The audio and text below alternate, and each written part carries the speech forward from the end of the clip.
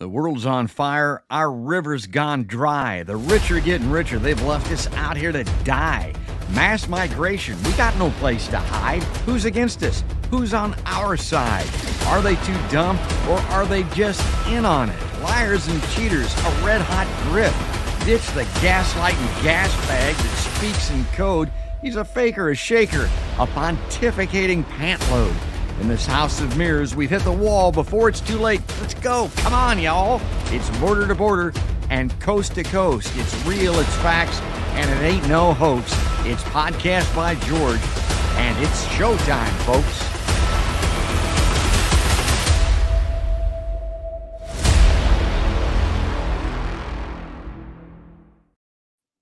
Hello, hi, how are you?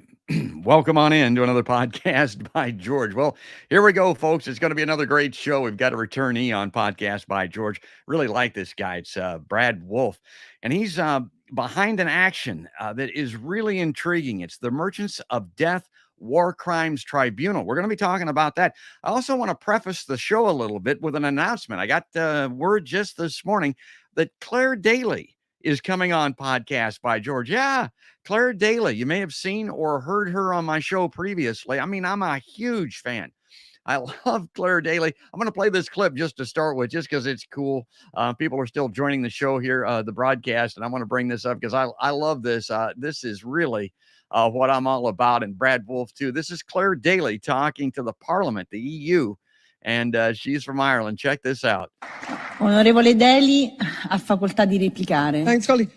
I would love colleague Jambaski to tell me any circumstance in which NATO has played a productive role or delivered peace anywhere. History has taught us that sanctions do not end military conflicts. They do not bring peace. They make the people suffer, not the oligarchs, the people of Russia, the people of Europe. And they're not going to help save lives, because the more arms you pump into Ukraine, the more the war will be prolonged, the more Ukrainians will die. And it might sound radical, colleagues, but the answer to war is not more war, it's peace. And peace isn't delivered by the barrel of a gun, it's delivered by diplomacy, by dialogue. You can wish away your continent's history, but we share a continent with Russia. We will sit down with Russia. There will be a negotiated peace, and this organisation should be promoting it earlier rather than delaying it and making sure that more Ukrainians die. Your feigning of sympathy rings hollow. It makes me sick, to be honest with you. Grazie. Thank you very much. Thank you. I'm afraid, Mrs. Daly, we've given you the opportunity to reply. So let us try and stay calm. That's Claire Daly. I mean, she's doing what she can out there with the Parliament, with the EU. I'm honest to God, is that any good? Now, she's coming up in just a couple of weeks, and you got to catch that one. I'll send out some promotional material for that. But we're going to get to our guest now for today. And folks, this guy, I really like it. He's got an idea here, and what he's doing, what he's behind is really good. Brad Wolf is a former prosecutor, professor, and community college dean. He's co-founder of Peace Action Network of Lancaster, which partners with World Beyond War and Peace Action National. He's also an organizer of the upcoming Merchants of Death War Crimes Tribunal. We're going to be talking about that. And Brad has published articles in the Progressive, Counterpunch, Common Dreams, Antiwar.com, Consortium News, and Peace Voice. Man, I read them all, and you should too. That ought to be almost required reading. Those are great publications and websites. Read all of those. So let's click a button here and move this over there, and he'll be on the screen. Hi, Brad Wolf. How you doing out there in Lancaster, PA? I'm doing great. It's good to be back. Thanks for having me. Well, thanks for coming on, and we're going to be talking about because I talk all the time. People tell you too much. I mean, I'm talking this as much as I can, but there's a point where you got to walk. I mean, you got to walk the talk, and you've got a thing called the Merchants of Death War Crimes Tribunal. We're going to talk to that. I want to hold that just a little bit because I want to get to some topical news here and get this out of the way. I never know whether to go to the main theme or go with the topical stuff first, but we're going to start with the main theme here, and it has to do with this progressive letter. The Progressive Caucus submitted, sent, mailed, I don't know what, this weak-kneed letter to Joe Biden's office, and then immediately withdrew it under some kind of pressure, I think. And I got this, I know this is somebody that you follow too, Brad. This is from Caitlin Johnstone. I encourage everybody, those publications and websites that I mentioned earlier, follow those, but follow the great Caitlin Johnstone, because she really sums this up. She says, worthless House progressives retract mild peace advocacy under pressure from warmongers. To read into this a little bit now, the Congressional Progressive Caucus has retracted an extremely mild, toothless letter. Every word means something, folks, and she's a wordsmith. I mean, this was very mild. It was toothless. It didn't mean anything. They withdrew it. Its members had written to President Biden politely asking to consider adding a little diplomacy into the mix to help end the conflict in Ukraine. The retraction followed a deluge of public outrage against the slight deviation from the official imperial narrative. I mean, it was a jaw dropper. It was shocking to me. I couldn't figure out what the hell was going on. Why would you retract this thing? In a statement on the retraction of the letter, CPC Chair Pramila Jayapal says she accepts responsibility for the publication of the offending act of peacemongering, while in the same breath blaming its publication on her staff. Folks, this is the Congressional Progressive Caucus. I mean, the defenders of the workers, of the people. They're blaming the publication of this, Jayapal is, on their staff. My God, that was sickening enough in itself. Quote, the letter was drafted several months ago, but unfortunately was released by staff without vetting. Oh, yeah, staff does that all the time. As chair of the caucus, I accept responsibility for this, Jayapal says. The progressive Democrat is a myth. Okay, Brad, I want to bring you in here because you and I have talked about this before, and it has to do with this action that you're undertaking right now, that this 2020 world that we live in, we can be dead in 20 years from climate or less. We can be dead in 20 minutes from a nuclear strike. It is not going to be solved politically. It's not going to come from our current political system, and it's not going to come from these progressives, obviously. And to me, the retraction of this letter was a perfect example of that. And that's what Caitlin is saying here. The progressive Democrat is a myth. Now, she's talking about in Congress. Would you agree? I would agree. We've gotten to the point in this country where talk is a 4-letter word. Diplomacy, the mere mention of it causes this kind of retraction in 24 hours. And as Caitlin said, this letter, it was just a kind request. This was not a law. This was not legislation or anything like that was going to be passed.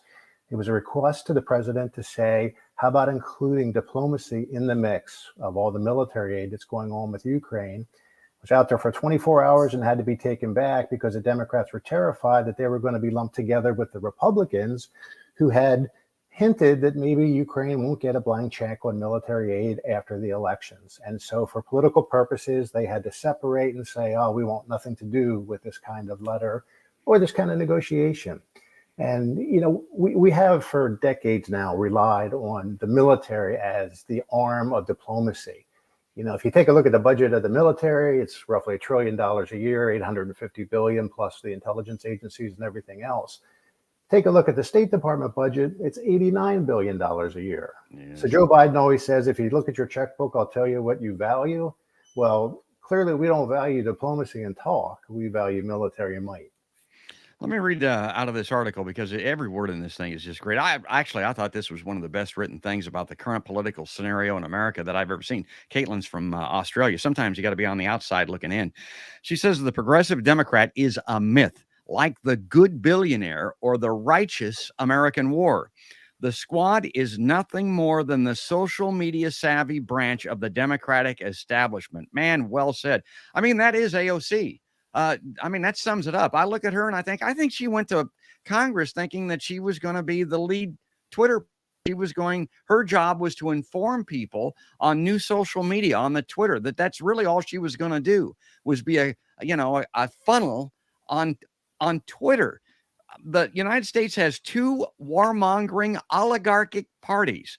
Here, here. And a tremendous amount of narrative management goes into manipulating, cajoling, and coercing Americans into staying psychologically plugged into that fraudulent political paradigm. And for my part of it, Brad, when this letter was announced, it came out and I went, wow, they're finally doing something. Now, I also said it's only 30 of the 100 members of the Progressive Caucus. Where are the other 70? And then when they withdrew it, I got to admit, I mean, maybe I'm naive or whatever, but I was kind of shocked at the venal political part of this. Were you shocked, or have you become too jaded to be shocked at this point? I was surprised that they withdrew it. Peace Action, the group that our local organization is affiliated with, spent 6 months working on this letter, lobbying members of Congress to get them to sign on to it. And once they signed on to it, and you had 30 people there, everybody was very excited about it being released, even though it was just asking for diplomacy. It did lack teeth. And then it gets withdrawn. And, there was a lot of sort of trying to figure out what had happened here and what had gone wrong. But again, it's the election cycle. And even somebody like Bernie Sanders, who everybody considers to be very progressive, he never mentions peace. This is a guy who wanted the F-35 base in Vermont, where he's from.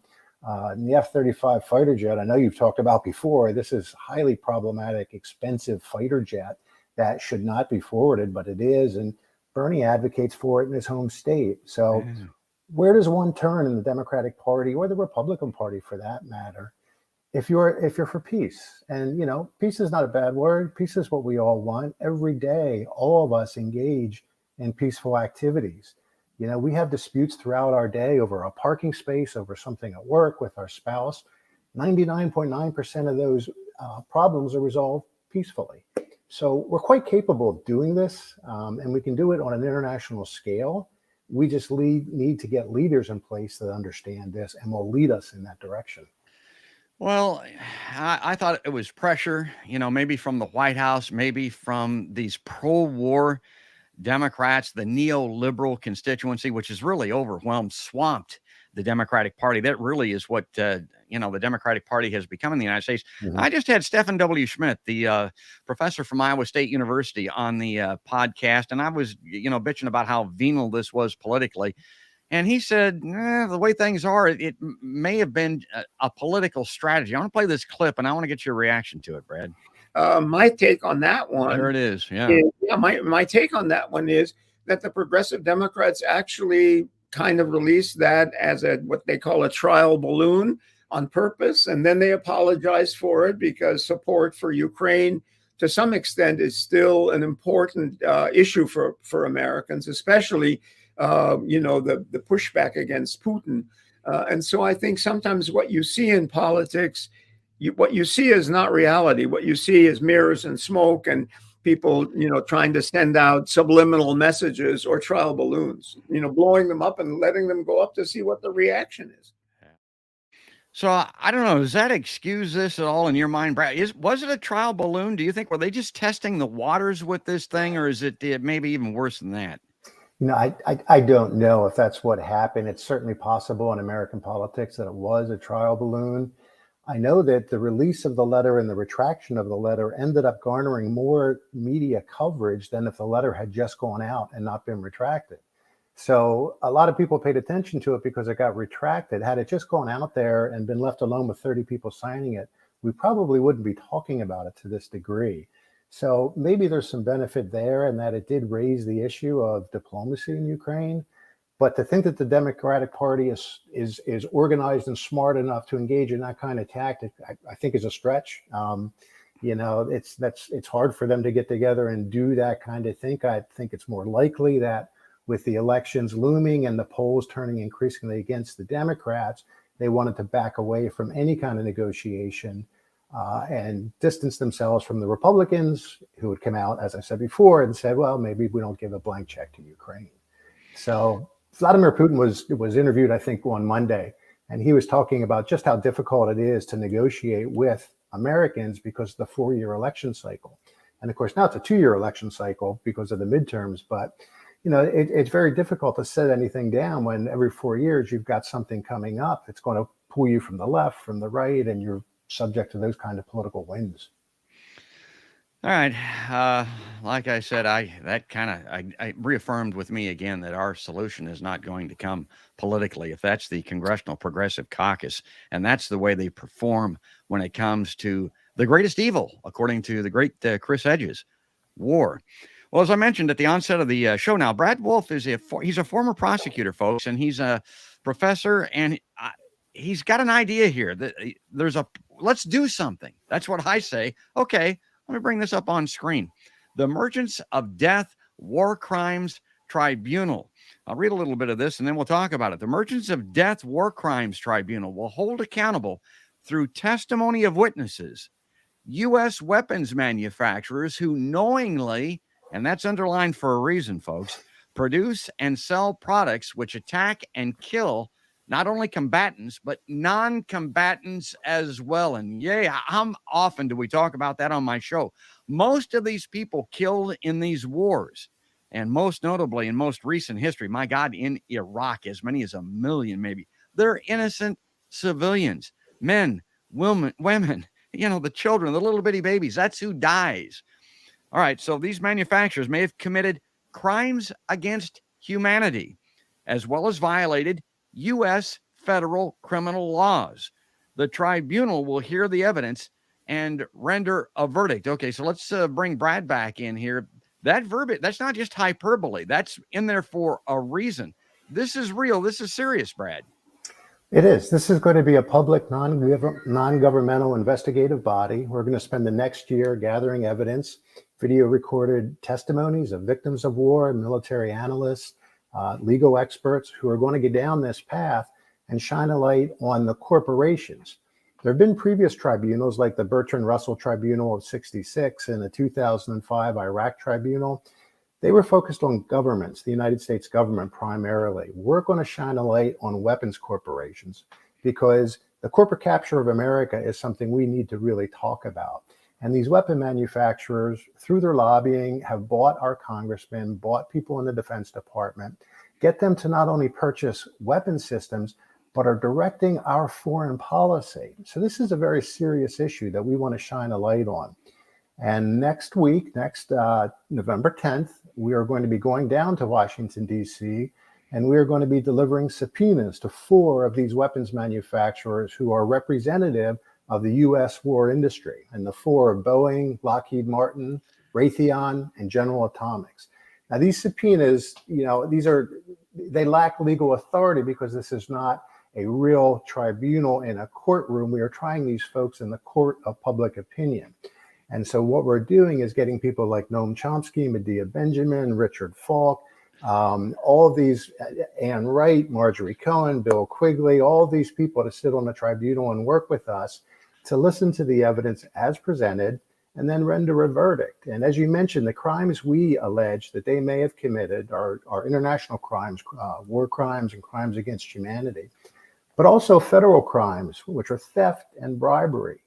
These weapons manufacturers spend millions of dollars on lobbying, and they have received a 4,000% return on investment for every dollar spent on lobbying. So that's roughly $8 trillion they've garnered in revenues during the 20-year wars of terror that have gone on. So they've made a lot of money. They are war profiteers. We want to hold them accountable. So next week, we're going down. We're going to hit 4 of them. We've notified the press. We've notified the media. We're going to try to hand deliver these right to the legal departments of each of these folks, asking that they deliver materials to us, all the documentation that evidences their complicity in aiding and abetting the United States government in committing these crimes. We've already begun collecting testimony of military analysts and war victims, people that have suffered the atrocities from these weapons. And we're going to present it all next November 10th through the 13th, 2023, in a worldwide streamed event where we're going to lay all the evidence out and then have the tribunal decide. So this does harken back to my days as a prosecutor, but we have some really big name lawyers working with us on this. As I said, Marjorie Cohen and Bill Quigley and Richard Falk and folks like that we are working with and who are helping guide us as we go along this way. And the idea is if you take the profit out of war, we're not going to have as much war. right? I mean, these people have a real vested interest in making a lot of money, and they have. And if we can remove that, then we think we can lessen the chance of war and return Congress so it's answerable to the people on issues of war and not answerable to weapons manufacturers. Yeah, they've made more money than the Pharaoh. If they never made another dime, it would be Right. too much. And okay, so Right. when I listen to this, I'm reminded, it's funny because I just brought this up with Chris Hedges when I had him on my show. I'm reminded of Vincent Bugliosi, who I know you're familiar with, the great prosecutor, rest in peace, out of the Los Right. Angeles area. He's the guy that tried Charlie Manson and convicted him. The guy never lost a trial. He wrote a great volume of work reclaiming history on the Lee Harvey Oswald being responsible solely for the assassination of John Kennedy. Great books, about this thick. I've got it. I recommend it to anybody to read it. But he wrote another book, and it was wanting to charge George W. Bush with murder for the Iraq War. And it reminds me kind of what you're talking about, because there was a great volume of evidence. Bugliosi claimed that he had everything that he needed to convict Bush. All he needed was like a, state attorney general or a DA or somebody like that to bring a charge. He said he would prosecute him and convict him. Absolutely. No doubt about it. Based on his experience and knowledge, slam dunk. Okay.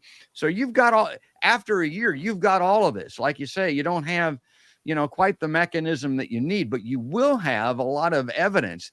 Will it end there, or is there a possibility that some of this or all of this could be used at some point in some other way? There is. So what we're going to do, once we conclude gathering all the evidence, is we're going to turn it over to the Department of Justice. We're also going to turn it over to the ICC, the International Criminal Court, to see what they want to do with it and hopefully encourage them to follow it.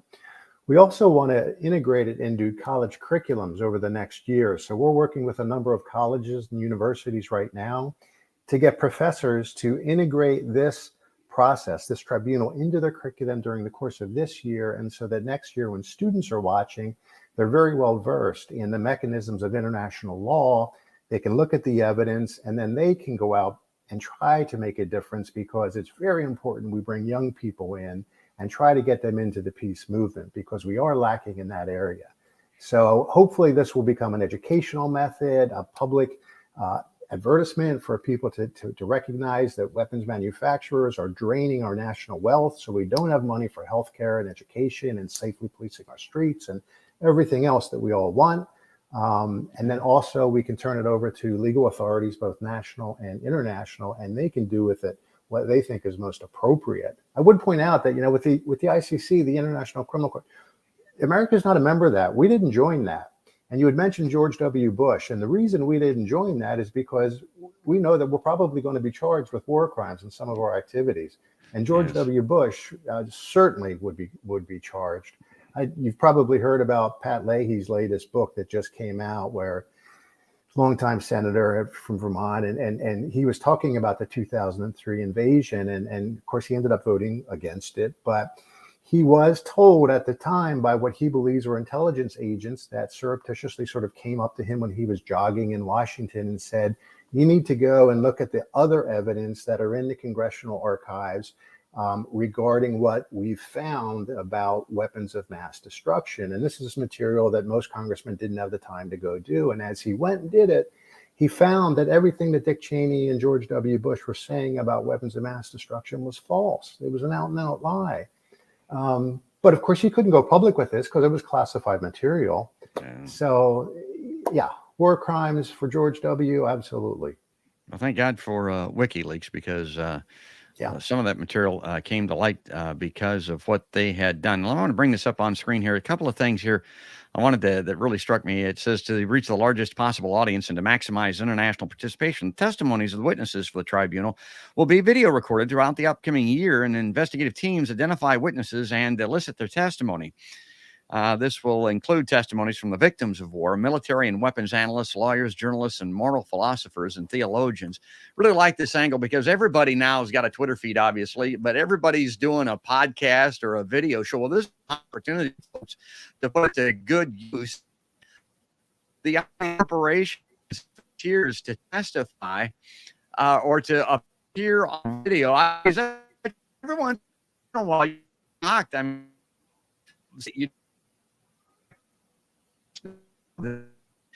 they'll volunteer information that I never thought that they would. Do you think that, to a company, they'll refuse to participate, or do you expect some participation from these folks? Well, we do have an anonymous tip line on that website right now. So if any employees of these corporations want to come forward, or if they're victims of the whistleblowers, whistleblowers, absolutely. Yeah. I correspond with Daniel Hale. I've sent 1 or 2 letters and he's written back, and I think he's a hero. He's a whistleblower. And maybe there will be others at these corporations that want to do the same. In terms of what their response is going to be next week to the subpoenas, they may ignore us. It's hard to tell. It really is hard to tell. As we said, this is the first time the corporations are being put on a public trial. Governments have done it before, but we're trying to shine a light on them, make it uncomfortable for shareholders. A lot of people own stock in these companies and probably don't even know it. It's in their 401ks. One of the biggest financiers of Lockheed Martin is Vanguard, and probably everybody's got a bit of Vanguard in their 401k.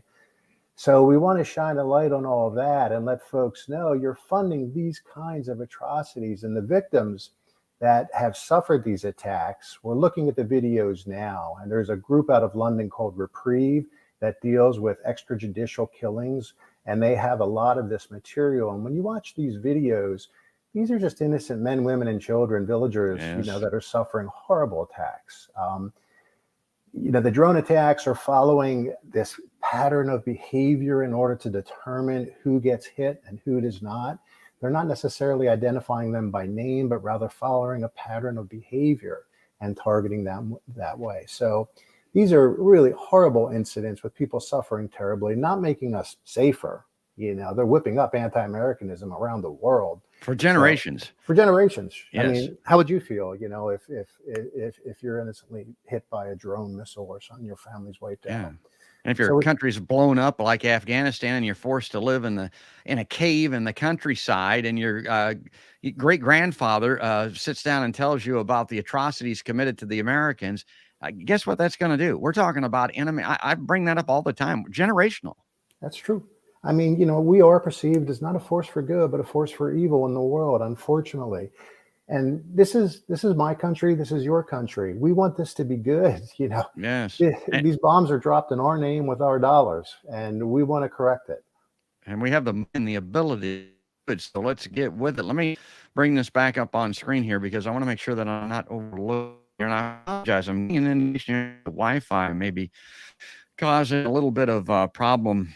Is that on my end or yours, George? It might. It's hard to tell. It's if you can do anything on your end, I don't know what it would be, but it comes and goes. So you just soldier on here. No pun intended, as best we can. As Brad mentioned, these recorded testimonies will then be presented to the tribunal and a worldwide audience via the internet the weekend of November 11th, 2023, as you mentioned. So it's going to take a year here. The opening session with the tribunal members will be live and live streamed. I might, bring that onto podcast by George if it's possible at that point, providing an opportunity to introduce each tribunal member, review the purpose of the tribunal, the charges at issue, and the naming of the defendants.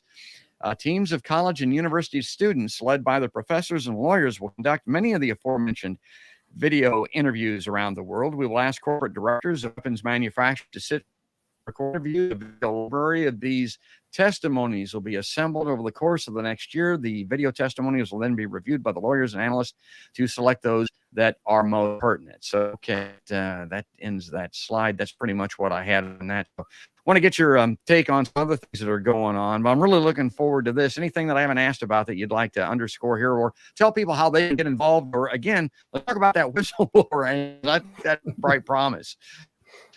Yeah, if anybody wants to join us next week on November 10th down in D.C., please do. We're going to start at 9:45 at the Lockheed Martin headquarters in Washington, D.C., and then we're going to hit all 4 of them every 2 hours. So please come join us. It's going to be a very respectful, dignified, peaceful approach to these people. We have paper copies of the subpoenas that we're going to give to them so they can absolutely get involved that way. Go to the Merchants of Death War Crimes Tribunal site. It's merchantsofdeath.org. You can take a look to get some more information there, sign up, donate, buy a t-shirt. We've got some pretty cool t-shirts we're putting out. but also talk to friends and colleagues at work and at school about this. And as I said, the emphasis is really on making this educational at the high school and the college level, because we got to hit those generations and try to work this into the curriculum. It's generational. I mean, yeah, It is generational. Let's, as Caitlin says, let's generate some peacemongers instead of warmongers, which seems to be dominating the nation, the world stage at this point. Okay, I want to get Brad's take. Oh, go ahead. Did you have something else to add? I was just, you're talking about peacemongers and generating them. I was on a Zoom just yesterday with a doctor, a physician who just came back from Ukraine. And he's trying to assemble a peacekeeping unit to go to Ukraine. And he said, war is transmissible. You know, if it's like a plague, it's like a disease. It starts in Ukraine, just in the Donbass region, and then, you know, Crimea, and now it's engulfed all of Ukraine. Now it's engulfing all of Western Europe, the United States, Russia, you know, North Korea is firing missiles, South Korea is firing missiles. We're at a very tense time, and it is like a plague, but at the same breath, peace can be transmissible. It can also spread. And it just takes a shift in perspective and understanding that we have not always been warlike. This is not encoded in our DNA, and everybody who shrugs their shoulders and says, we're always been at war. That's a lie. Yes. Anthropologists have proven that that is false. So Margaret Mead, the famous anthropologist, wrote the statement, the Seville, Spain statement, that kind of laid that out and said, war is culturally learned. It's not embedded in our DNA. It first appeared about 10,000 years ago. So if it's culturally learned, it can be unlearned, and we can adopt tools for peace in order to resolve these international problems. So peace is transmissible according to the doctor, and you believe your doctor. Yeah, it's a conscious decision. So let's stop acting like we're unconscious, folks. All right, I want to bring this up on screen here if I can get this to show. I wanted to get Brad's take on this because this got a little bit of coverage here in the past week, not as much as it should have. The U.S. speeds up plans to store upgraded nukes in Europe. Yeah, we got this little situation in Ukraine that we're talking about. We're running nukes over there, folks, big time. And this is important. And again, it didn't get the kind of coverage that it deserves. This is scary stuff. It says, the fielding of an improved gravity bomb has been moved up to December as Vladimir Putin threatens the region. The guy in that photo, that's Lloyd Austin, folks. You may recognize him. If you don't, you might go into Wikipedia and find out that he used to be on the board of Raytheon. He's one of the guys that, that's one of the companies that Brad would like to get to testify for the War Tribunal. The United States has accelerated the fielding of a more accurate version of its mainstay nuclear bombed in NATO bases in Europe, according to a U.S. diplomatic cable and two people familiar with the issue. The arrival of the upgraded B-61-12 airdropped gravity bomb, what the hell, originally slated for next spring, is now planned for this December. U.S. officials told NATO allies during a closed meeting in Brussels this month.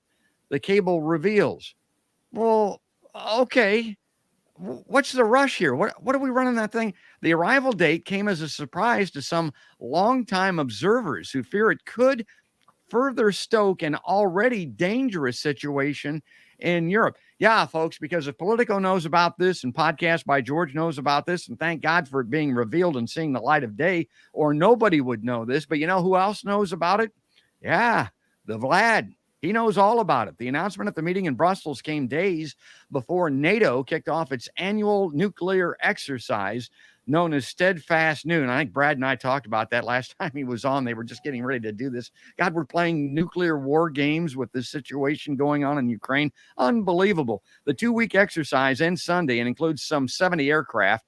And on Wednesday, Russia held a nuclear exercise that its defense chief described as simulating a massive nuclear strike in retaliation for a nuclear attack on Russia, according to the Kremlin. I don't know, Brad, what's your take? What do you think when you see these things? You know, that B-61-12 gravity bomb that they're talking about there, that is a highly accurate, low-yield tactical weapon. And so it's extremely destabilizing. Military journal called the National Interest that said that particular weapon is the most dangerous in the entire nuclear arsenal of America. And it's because it is so accurate and because it's low yield. And so Russia fears that the United States may use that on the battlefield. And the fact that we're speeding up delivery of it, and we say, well, that's just coincidence, that's ridiculous. We're putting it there before winter sets in. If you're Vladimir Putin or anybody in the Russian military and you see that kind of nuke going in there and you see the process being expedited for that purpose, you're concerned. You're wondering, are they really deploying this weapon for use, or is this just for deterrence? Joe Biden just put out his NPR, his Nuclear Posture Review, which is something presidents do every term. And in it, he did not reject a no first use policy. Now, he had said he would when he was campaigning. So we are still under the military strategy that we might use nuclear weapons first. So Putin knows that, Russia knows that, China knows that, and now you've got this B-61-12 gravity bomb being positioned right off the border of Ukraine. In addition to that B-61, the 101st Airborne, the Screaming Eagles, are about 3 miles from the Ukrainian border right now. They were deployed last week in Romania, and quotes from their folks there say they are ready to fight tonight. They are ready to go in. CIA is on the ground throughout Ukraine. This is a very dangerous situation, and we do not have the confidence building measures in place that we had during the Cold War with Russia.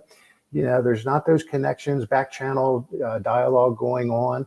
So a lot of this is guesswork, and we're at risk. If something goes wrong, if somebody miscalculates, we are all at risk and pay the price. And people don't realize that we're at risk. I'm always reminded of the Cuban Missile Crisis. People talk about that all the time. My God, the analogy there, the similarities, these missiles that we thought were going in, and they were in Cuba, just 60, 70 miles off the shore of Florida. Well, look what Brad's talking about with these things being put on the border of Russia, basically, with Ukraine. How would you expect any country to respond? And again, you got itchy trigger fingers. They got warlords over there, just like we do here. They've got people that would like to have a little of this going on, I think, just like over here. And the potential for an accident, for something to go wrong, for somebody to launch when they didn't intend to. I mean, to me, that's probably where this is most likely to start something that nobody wants to finish. And let me finish this article here. So, and real quick, before you jump that, you mentioned the Cuban Missile Crisis. Yes, the parallels are unbelievable, because part of the problem with the Cuban Missile Crisis was the U.S. missiles in Turkey back in 1962. Castro feared an invasion, but Russia also feared the nuclear missiles we had deployed in Turkey back in 62. Well, those missiles are back in Turkey right now. Yes. And they're aimed at Russia once again. And that's something that's of deep concern to Russia. So the parallels here are pretty striking. The one difference is we don't have a Kennedy or Khrushchev on either side. I mean, Biden is no Kennedy. I don't know that Putin is any Khrushchev. And we don't have these kind of back channel dialogues that we had during the 62 Cuban Missile Crisis, with Bobby Kennedy working with O'Brien and trying to resolve this before we ended civilization. Yeah, we don't have somebody like Kennedy at the controls here, who was a war hero, really, but he was a veteran of the war. He had seen firsthand the horror of war. He knew and he understood it, and he also knew that generals weren't to be trusted, and they were calling for this. On the other side of it, you've got Putin, and he's a spook, folks. I mean, he's KGB. That's where he came up from. We got plenty of those in our country. We elected the head of the CIA in George Bush the first. That one time around. These are the people that are at the levers of power. And when they're running things, Joe Biden on our side and a KGB guy on the other side, that is something to be worried and concerned about. I wanted to see if there was anything else here in this article. 2 people familiar with the issue of the upcoming shipment to Europe confirmed the accelerated time frame reported in the diplomatic cable. Again, someone's gotten this cable and they've released this. These are the kinds of things that Julian Assange is sitting in that prison in Belmarsh, London for. And I can't underline the importance of having access to this kind of information, because Brad and I wouldn't be talking about this grave risk to the world itself if it weren't for the release of this kind of stuff. That's what Assange did. That's what somebody has done here. Now, they're asking not to be named to the sensitivity of the issue, probably also because they don't want to go sit next to Julian and Belmarsh, would be my take. The cable, which has not been previously made public and was written to be distributed throughout the Pentagon and State Department to give policymakers a rundown of what was discussed among defense ministers at the NATO meeting, clearly indicates that allies are jittery. Clearly indicates that allies are jittery. Brad, if they're jittery, I'm scared to death. I mean, I got to tell you something, folks. Understandably. Yeah. You know, I mean, it's interesting that some of the old time NATO allies that we have are more interested in negotiation than some of the new Balkan NATO members that we have. And, you know, of course, there is that report that you're probably familiar with that back in February, Zelensky and Putin had tentatively reached an agreement. I guess it was toward the end of February, early March, tentatively reached an agreement regarding the war. But then Boris Johnson was sent over by the United States to say to Zelensky, look, no negotiations with the Russians. We're going to back you militarily. Negotiations are off the table. And since then, Zelensky's now passed a law. An actual law says that Ukraine cannot negotiate with Vladimir Putin. The only, yes, you're familiar with that. So the only way they can negotiate is if Putin is gone. Well, if you engage in that kind of legislation, there's no room for talk. There's no room for discussion. There won't be any, not with Zelensky anyway. I mean, that's the other way to say it. He ain't talking to anybody because Putin's going to be there. Right. Yeah. So we're going nowhere. I just did a rant on that, basically, where I was talking about the lack of an envoy, the lack of any talks, or even, you know, I'm harking back to the Vietnam days where they sat around and, you know, debated the dimensions of the table. Yeah, I mean, at least they got it going for it. That's how slow these things are. You got to get started. I volunteered, Brad. I said, hey, you know, send me. I'll go over there and work on the table. I can take out a conference room. I mean, I'll set this thing up and get it going and see who we can get started. I mean, the point of it is that I made to people, what's Joe Biden afraid of? My God. He's knocking on heaven's door. I mean, you can tell that by looking at the dude. We got a U.S. senator here in Iowa that's 89 years old. Are you guys fearful for your life? Get your ass on the plane and go over there and invite somebody to sit down and talk with you. It can't harm anything. It can't go any worse. I remember when Muhammad Ali used to do stuff like that. You know, he would go and sit down and talk to people. It didn't hurt anything. And who knows how much it helps. I mean, let's get started. And I think the reason they don't do that is because they don't want to move away from this unipolar world where the United States is number one. It's the only superpower. And we've got to move. We've got to understand that the world has changed. It's now a multipolar world, you know, with China and Brazil and India, and most of the world's population is not condemning Vladimir Putin on this. You know, they abstained or voted against the UN resolutions condemning Putin on the invasion of Ukraine. It's not that they support the invasion, it's just that they're not buying the United States narrative about why it occurred. So we're trying to continue this idea that we can be the world hegemon and have this, you know, sort of unipolar world, but it's changed. It's transnational now. Like climate is going to affect everybody. We need a new global security system that is built on defense rather than offensive weapons, and a whole series of interlocking structures that are going to connect us peacefully. I mean, there was a quote in one of the magazines I saw that said, no one is safe until everyone is safe. And that's sort of the kind of system we need to have. Every country needs to feel safe. And the security dilemma we have is that one country thinks that if I arm up and make somebody else less safe, that's better for me. Well, of course, the other country sees it as worse for them, so they arm up, and you get this arms race going. But if everybody can be equally safe and assured of their security, then we're moving in the right direction. And this is possible. I mean, we are clever people. We have done everything. We have built everything. We have figured all of these things out. To say that we cannot sit around the table and negotiate these problems and distribute the world's goods fairly and peacefully and justly is just wrong. The thing that stops us is greed.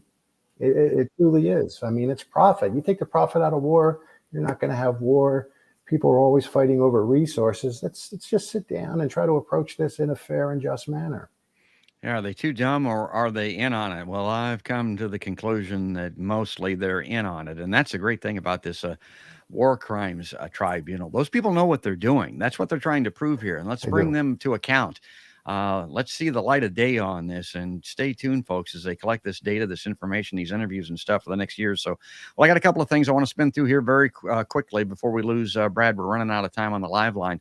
Talking about these envoys, top Biden envoy pushes back on criticism of the Iran strategy. And get this, a top Biden administration official on Monday pushed back against growing criticism from Iranian American activists who are calling on the White House to abandon its efforts to resurrect the Iran nuclear deal. Yeah, they're calling the U.S. Special Envoy to Iran, Robert Malley, said that the administration makes no apology for trying to do everything we can to prevent Iran from acquiring a nuclear weapon. The White House has become increasingly pessimistic about reviving the 2015 nuclear agreement, but has stopped short of declaring the deal dead. Okay, I wanted you to jump in here, Brad, because correct me if I'm wrong, because I follow this, but not that closely. My understanding is the United States is not wanting to re-enter that nuclear arms agreement as it was in 2015, that we're the ones that are stopping it from moving forward because we're asking for things that were not a part of that.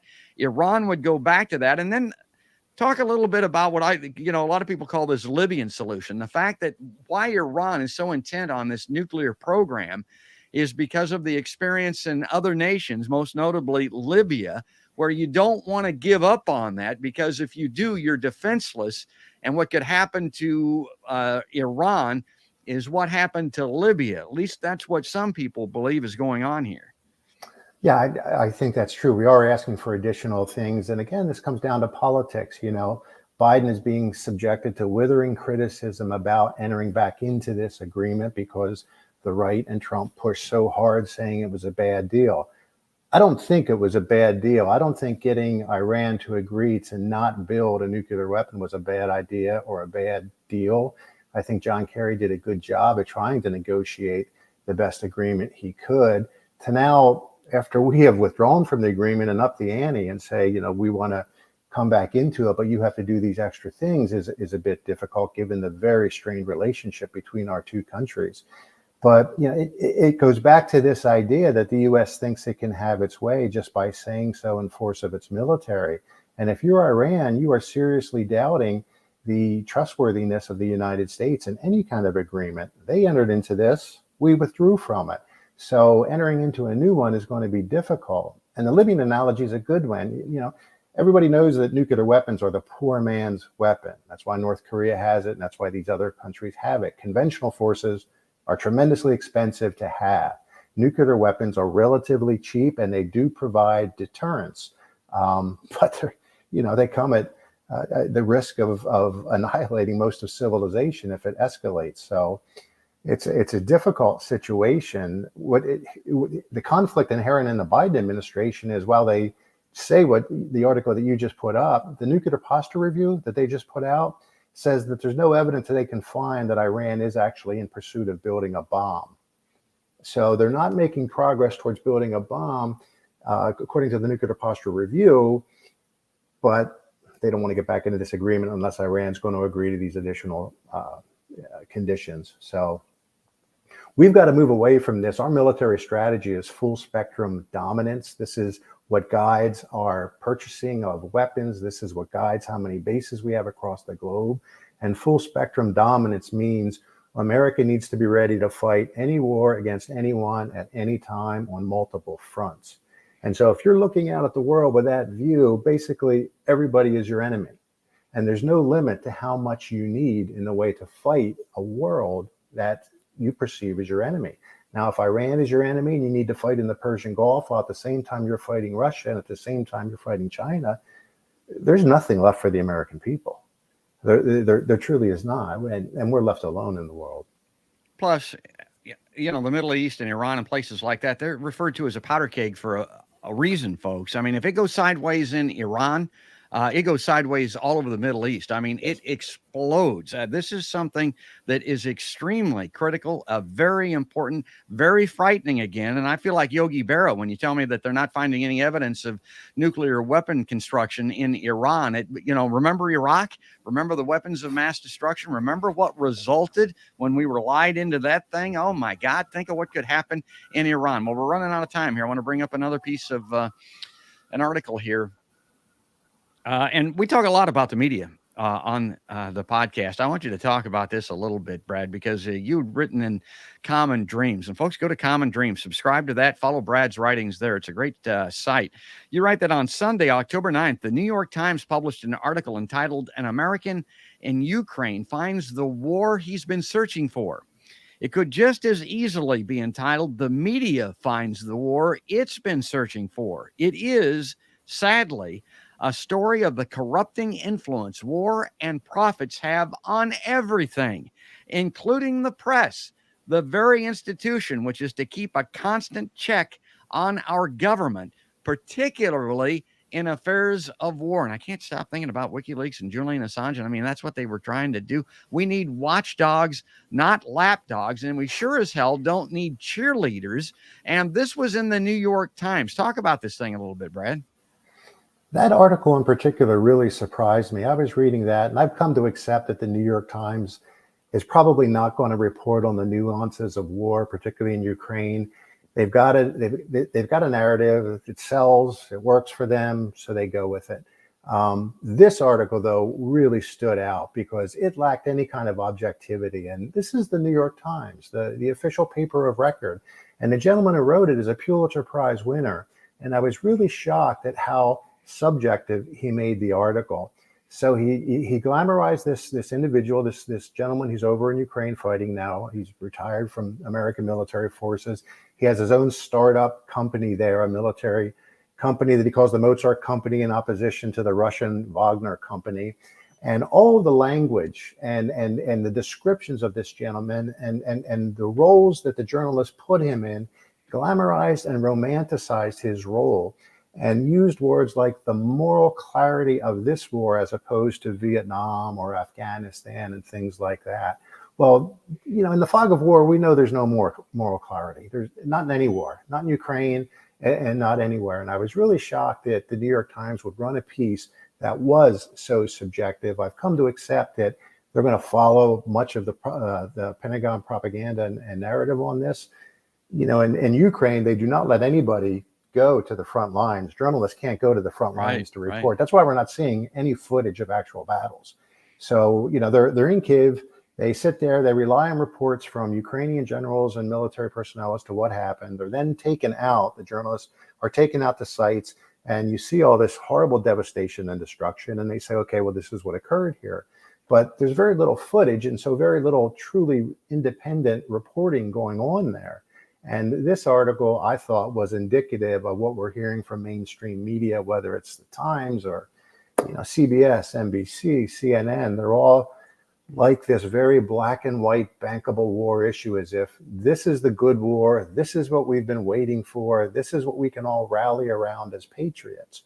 And it's really a sad commentary to think that if we can fix all of our problems as human beings if we just have a good war. I mean, that's not going to do it. That's really not going to do it. And the New York Times is at the very top of the corporate media funnel, folks. I mean, they are the Pied Piper. They lead the way on this. This is extremely alarming. A couple of things I would say. I wasn't quite as shocked on this one because I've been very critical of the New York Times. There's never been a war in my lifetime that the New York Times was not a cheerleader for. And these reporters that Brad's talking about, these embeds, I mean, this sucks on a lot of different levels. Number one, those guys are their gals also as guests, really, of the military. So that kind of starts the thing off. They're kept safe and alive in a lot of respects because of them. So they're beholding to them. Another reason for them to share their narrative, and just the camaraderie of being with these folks and being around them and that type of thing means that you're most likely to get an extremely biased perspective. Now, you mentioned the guy that wrote this article in the New York Times is a Pulitzer Prize winner. Okay, I'll counter him with a Pulitzer Prize winner, a war correspondent that was just on my show, and it was Chris Hedges. And he's a war correspondent, and he was also independent in that he wasn't just hanging around with these people, obviously, because he was actually captured, taken prisoner, doing independent journalism as for the New York Times, and he was let go, dismissed by those folks because he did not share their cheerleading when it came to Iraq in particular. He knew, based on his knowledge, and also he spoke Arabic. I mean, he's a theologian. I mean, knew everything that was going on over there, that it was all false. Here and okay, so we talked. He's a hero of journalism. He's a hero of journalism. He really is. He really is. His books are great. He's wonderful. He's got this new one out, and I've got it here someplace. I don't have it right at hand, but it's the greatest evil is war. Well, okay, we're talking about media here, but Hollywood plays a big role in this also. I'm going to play this clip because it's right at what we're talking about. It's only about a minute long, but this is Chris Hedges, and I was asking him about the role of media, but most importantly, the role of Hollywood. And so watch this, folks, and hear what Chris Hedges says. I want people to realize that war is the quintessential expression of death. It is about the destruction of all systems that sustain life, familial, economic, social, cultural, political. That's what war is, the purest expression of death. And again, talking about World War II and its influence on our warmongering that goes on yet today. What about Hollywood? There's a couple of things I wanted to talk to you about directly from the book. What role or responsibility does Hollywood have in all of this with the glorification of war and the sanitizing of it, as you mentioned? Huge, because people think that's what war is like. Yes. And there's a famous story about a bunch of Marines, wounded Marines in a hospital in Hawaii. And John Wayne walks in, and they are so furious, they throw everything, their bedpans, everything they can at him to get him out. So yes, it perpetuates this mythology, and it's very hard for those veterans and others who come home and seek to speak the truth about war to counter, because so much of it is not just the kind of pornography of violence and celebration of America, but really internally a celebration of us. And people don't want to look at who we really are overseas and how many people see us. Yeah, we don't want to look. I've been looking lately, and it's not a pretty picture that I'm seeing, Brad. Yep. Movies, video games, NFL games, all of this is just feeding into the war propaganda. It's a culture of militarism that is carefully created, and it's something we have to push back against. We need to sort of venerate the peace heroes. And when we go through small towns, we should see banners on lampposts of peacemakers, not of all of these veterans. Young people are really up against it and trying to make a decision as to what the proper path to adulthood is. Is it being a war hero, or is it being a peacemaker? And we've got to be sure that we emphasize that peacemaking is something that's more consistent with our values than war making.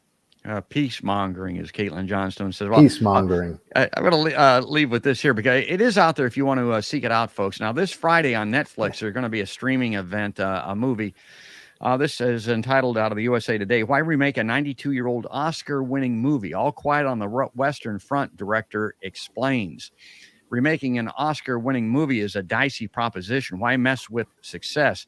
But when German director Edward Berger decided to redo Louis Milestone's 1930 epic All Quiet on the Western Front for Netflix, again streaming Friday, he was on a mission to tell the futile and fatal tale of a 17-year-old World War I German conscript from a German point of view. As Berger saw it, whenever American or British directors made war movies, it is impossible to avoid letting well-earned heroism seep into such efforts, befitting their victors' point of view. As a result, Berger wanted to anchor his All Quiet to the national yoke of loss and shame that burdens many Germans. Okay, I'm going to take that off screen. Now, that is a little bit of a skewed perspective in that it mentions the fact that, you know, it's understandable that the heroes are portrayed. I get that. I mean, that's good movie making. I mean, there are heroes that save their comrades and do some heroic things in war, but that's no excuse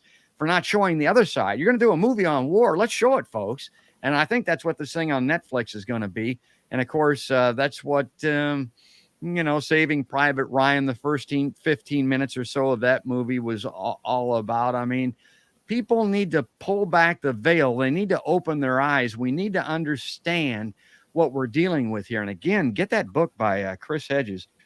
I'll hold it up before we're done. And that goes right to the heart of what you're talking about in that New York Times article also, Brad. It does. It does. And a movie like that should not be seen as an anti-war movie. It should be seen as a reality movie. It's telling the truth about what happens. I watched the original silent All Quiet on the Western Front not too long ago, and it didn't hold up as well, I thought, as when I had seen it years ago. The book is fantastic, so I'm really excited to see this remake and see what they do, because it's time that side of it get out there, and the glamorization of war, like in Top Gun 2 or whatever it was that came out, that has to end. The truth needs to be told. Yeah, for sure. Yeah, those are recruiting movies. This is a book, Chris Hedges. There you go. The greatest evil is war. And that artwork that's on the front cover, see, I'll hold that up there, folks. I mean, that's on purpose. I mean, Chris Hedges' books didn't used to have those kind of covers, but he's gone to this type of artwork. And it's because of the horror of war and because of the split second from disaster that we're currently living in. I mentioned the 2020 world. The doomsday clock is at 90 seconds, I think, the last that I saw. That's how close we are to midnight to game over. Well, this has been great. Kind of love having Wolf on the show.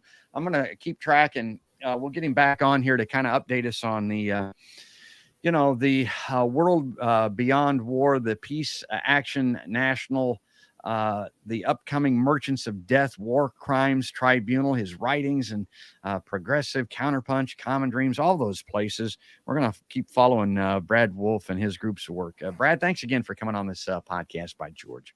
Thank you so much. It's been great talking to you. I appreciate it. Yeah, I'd go longer, but we're just out of time, folks. We'll get him back soon. That's about Brad Wolf, and he's with the Peace Action Network. And folks, like I always tell people, if you enjoy Podcast by George and seeing people like Brad Wolf on here, do me a favor and subscribe so that you can see these, because you never know when they're going to pop up. And just think about today. On today's show, we had Claire Daly on. We had Chris Hedges on here. We had Stephen W. Schmidt. Well, I can't promote and let everybody know every episode. Something like that's going to be on here with Brad Wolf. But if you'll subscribe, you'll be notified of each episode as it goes live on Facebook and YouTube. And then, of course, the recordings are also there. But the audio recordings are available on iTunes and Spotify and the iHeartRadio app and Stitcher, Deezer, all of those places where podcasts are heard. But that is going to do it. That's going to wrap it up. That's all there is. And there ain't no more. That's another podcast by George.